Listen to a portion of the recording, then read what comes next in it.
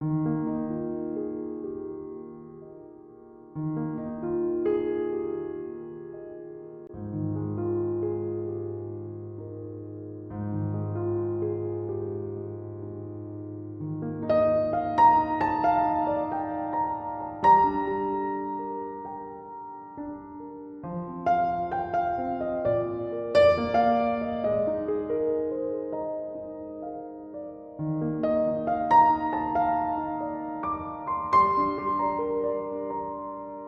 Morning friends, Srabanti সংসারের নতুন একটা ব্লগে তোমাদের সবাইকে স্বাগত জানাচ্ছি। তোমরা সবাই কেমন আছো? দেখো না, একটা দিন একটু শরীর খারাপে পড়েছিলাম কি না, বাড়ির কী অবস্থা হয়ে আছে। তাই সকাল থেকেই অগোছালো না দেখতে পেয়ে শুরু করে দিয়েছি সমস্ত কিছু গোছানো। তো চলো আজকের ভিডিওটা আমার রুম গোছানো দিয়ে প্রথম শুরু করি। আশা করি সবাই খুব ভালো আছো আর সুস্থ আছো, আর আমরাও বেশ ভালো আছি। তবে কালকে যা একটু শরীরটা খারাপ ছিল, আজ একটু সুস্থ আছি বলে সকাল থেকে সে একই কাজে আবার লেগে পড়েছি। তবে মনে হচ্ছে যেন একদিন শরীর অসুস্থ থাকায় আরও বেশি কাজ হয়ে গেছে, আরও সমস্ত কিছু ওলটপালট হয়ে গেছে। আবার নতুন করে দুদিনকার কাজ বেড়ে গেছে। আর আমার ঘুম থেকে ওঠা ফেস থেকে বুঝতে পারবে কালকে আমার কি অবস্থা হয়েছিল। যাই হোক, আজ সকাল থেকে শুরু করে দিয়েছি সমস্ত কিছু গোছানো।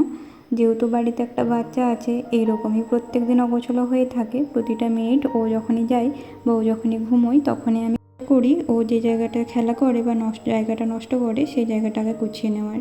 তো কালকে যেহেতু সেগুলো আর হয়নি, তাই সব দিকগুলো অগোছালো হয়েছিল। তাই সবার প্রথম চলে যাই ওর বাবার এই জায়গাটা গুছিয়ে নিতে।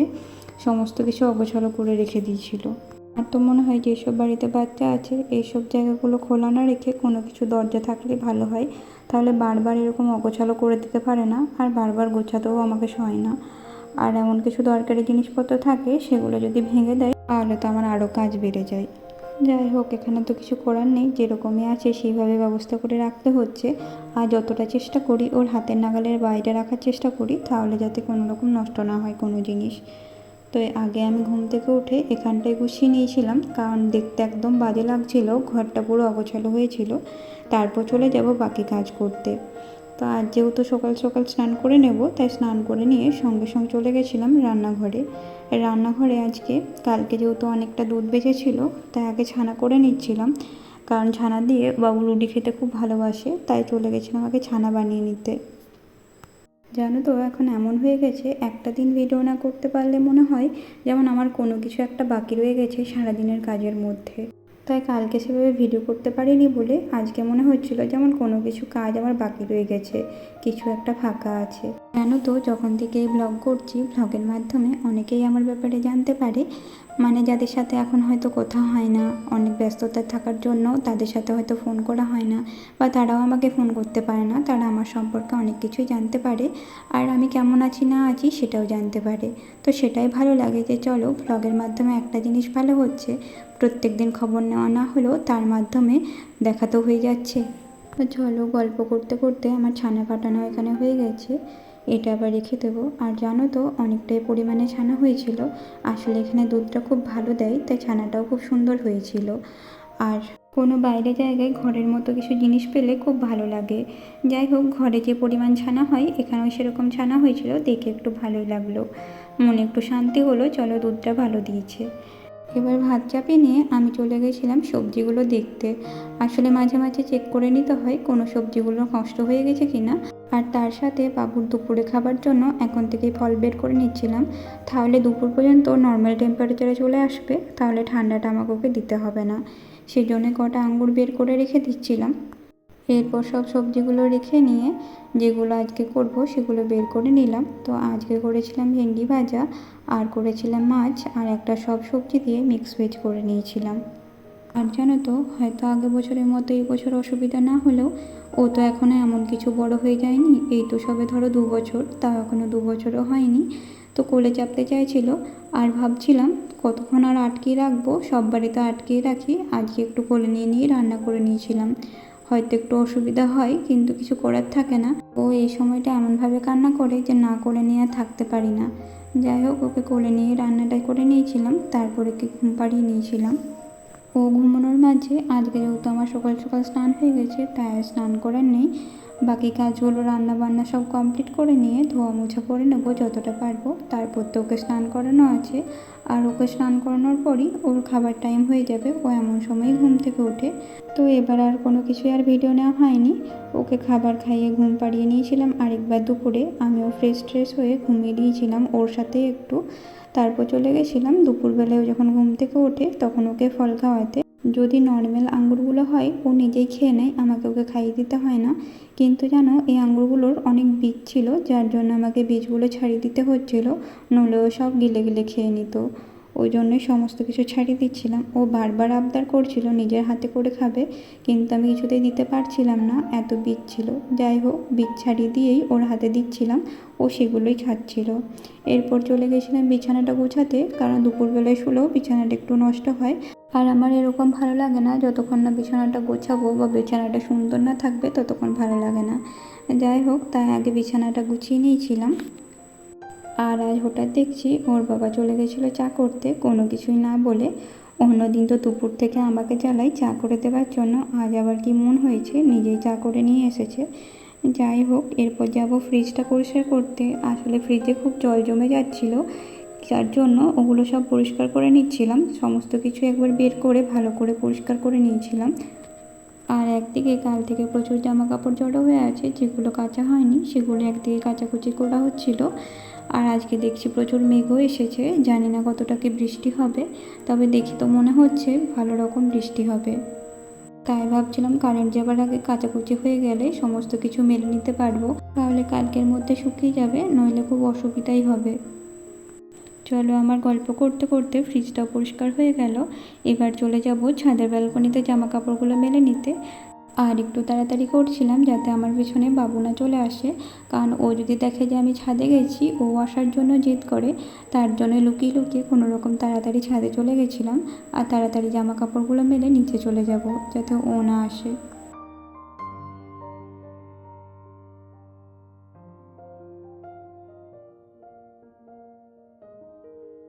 নিচে যেয়ে খাবার খাইয়ে ওকে এবার একটু ফ্রেশ করিয়ে নিচ্ছি। প্রথমে ভেবেছিল ওকে নিয়ে বাইরে যাবে, কিন্তু যা মেঘ এসেছে তাতে ওকে নিয়ে বাইরে যাওয়া হবে না। তাই ঘরে ওকে আগে ফ্রেশ করে নিচ্ছি, এরপর আমি ফ্রেশ হব। সকাল থেকে দুপুরটা তো সেই যন্ত্রের মতো বেরোয়, কোনো রকম তাড়াতাড়ি রান্না করা, খাওয়ানো, আবার ঘুম পাড়ানো, সমস্ত কিছু পরিষ্কার করে নিজে ফ্রেশ হয়ে কোনো রকম শোয়া। ভালো করে চুল আঁচড়ানোও হয়নি, যদি না একবার সকালে উঠে চুল আঁচড়াই তাহলে সারাদিন আর সময় পায় না। তো ওকে ফ্রেশ করে নিয়ে আগে আমি চলে যাব আমার চুল আঁচড়াতে, তারপর সমস্ত কিছু রাত্রে রান্না করব।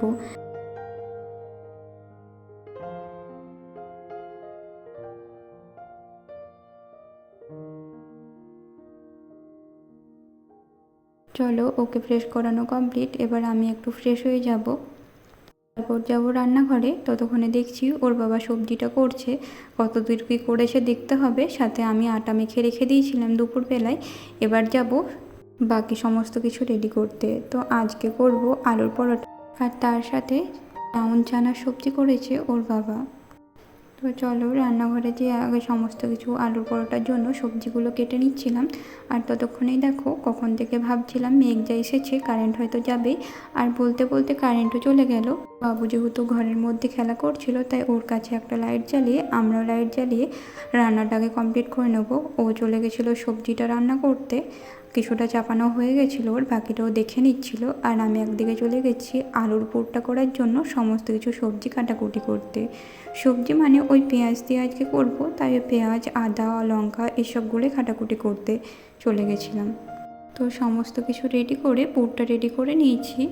আর আলুর সাথে একটু ছাতু, আচার তেল, সামান্য জোয়ান, কালো জিরে আর পেঁয়াজ কুচি, আর সামান্য পরিমাণে আদা কুচি আর একটু মতো রসুন কুচি, এটা অ্যাড করে নিয়েছিলাম। লঙ্কা ভেবেছিলাম দেবো, কিন্তু যেহেতু আমাদের সাথে বাবুও খাবে তাই লঙ্কা আর দিইনি। তো লুয়ের মধ্যে সেই পুরটাই ভরে নিচ্ছিলাম, সবার প্রথম বাবুরটাই করে নেব। আর ওরটা আমরা ঘি দিয়ে ভেজে নিয়েছিলাম, বাকিগুলো সব তেল দিয়ে করে নেব। আলুর পরোটা একটা মানে আমাদের নর্মাল রুটির দুটো সমান, যেহেতু লুইটা অনেকটাই বড় নিতে হয়, সাথে স্টাফিংটাও অনেকটা থাকে, তাই বাবুকে একটাই দিয়েছিলাম। যদিও একটা সম্পূর্ণ খেতে পারবে না জানি, আর ওকে একটা দিয়েছিলাম, ও নিজে যতটা খেতে পারবে ঠিক খেয়ে নেবে, তাই ওকে পুরোটাই দিয়েছিলাম। চলো, রেডি হয়ে গেছে আমাদের এই আলুর পরোটা। সাথে হয়েছিল ব্রাউন চানা মশলা, আর একটু স্যালাড করে নিয়েছিলাম, আর একটু নিয়েছিলাম টমেটো কেচাপ। সাথে বাবুকেও খাবার দিয়ে দিয়েছিলাম। সবাই একসাথে আজ খেয়ে নিচ্ছিলাম, যেহেতু একসাথে রেডি হয়ে গেছিলো। তো বাবুকে একটু সবজি দিয়েছিলাম, কিন্তু বেশিক্ষণ সবজিটা খায়নি, ও শুধু রুটি খেতে খুব ভালোবাসে। তারপর তো আজকে পরোটার মধ্যেই আলু ছিল, তাই আর আলাদা কিছু ওর লাগেনি। প্রথমে আমি খাইয়ে দিচ্ছিলাম, কিন্তু তারপর ওর মনে হলো নিজেই খাবে, তাই দিয়ে দিয়েছিলাম নিজেকে খেতে। আরও নিজের থেকে যতটা খেয়েছিল ততটাই খেতে দিয়েছিলাম, তার বেশি আর জোর করিনি। যাই হোক, এবার সবার খাওয়া হয়ে গেছে। ওর বাবা চলে গেছে ওকে সমস্ত কিছু রেডি করাতে, মানে ওই ওষুধ জল ওইসব খাইয়ে দিতে। বাকি আমি যে ড্রেস ছাড়িয়ে দেবো, তো যতটা পারছে ততটা করে দিচ্ছে, আর আমি এদিকে সমস্ত কিছু ধোয়াধুয়ি করে নিচ্ছি। এরপর চলে যাব রান্নাঘরটা ভালো করে পরিষ্কার করে নিয়ে বাবুকে ব্রাশ করাতে। তো ওকে ব্রাশ দিয়ে আমি চলে গেছিলাম নিজে ব্রাশ করে নিতে। আমি ব্রাশ করে নিয়ে তারপর ওকে ব্রাশ করিয়ে দেবো। ততক্ষণে যতটাও নিজে পারছে নিজে করে নিক, তারপর আমি বাকি ব্রাশ করিয়ে ও ড্রেস ছাড়িয়ে ওকে আরেকটা যেটা ওষুধ থাকে সেগুলো খাইয়ে নিয়ে একেবারে ওকে কমপ্লিট রেডি করিয়ে তারপর আমি আমার বাকি কাজগুলো করে নেব।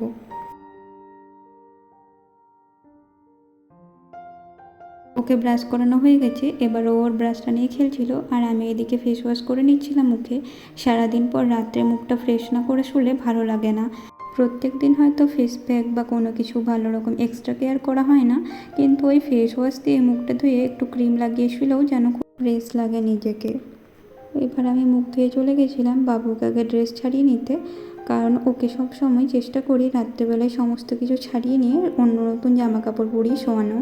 সারাদিন খেলার পরে অনেক ধুলোবালি সমস্ত কিছু থাকে, তাই একবার হাত পা সমস্ত কিছু ভালো করে মুছিয়ে নিয়ে পরিষ্কার করে একটু নতুন জামা কাপড় পরিয়ে ঘুম পাড়ানো। নতুন মানে ওই কাঁচা জামা কাপড় পরিয়ে, তার সাথে কমফোর্টেবল একটা ড্রেস থাকলে ওর ঘুমটাও ভালো হবে।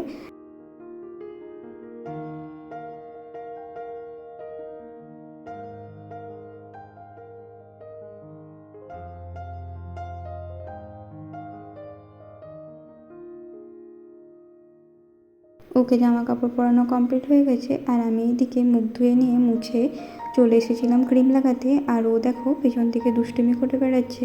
তো যে ক্রিম লাগাবো শান্তিতে সেটা উপায় নেই, ওর সাথে বকতে বকতে আমার সময় চলে যায়। ওকে একদিকে বকা দিচ্ছি আর একদিকে আমি ক্রিম লাগাচ্ছি। যাই হোক, ক্রিম লাগানো কমপ্লিট হয়ে গেছে। এবার আমি ড্রেসও ছেড়ে নিয়েছিলাম।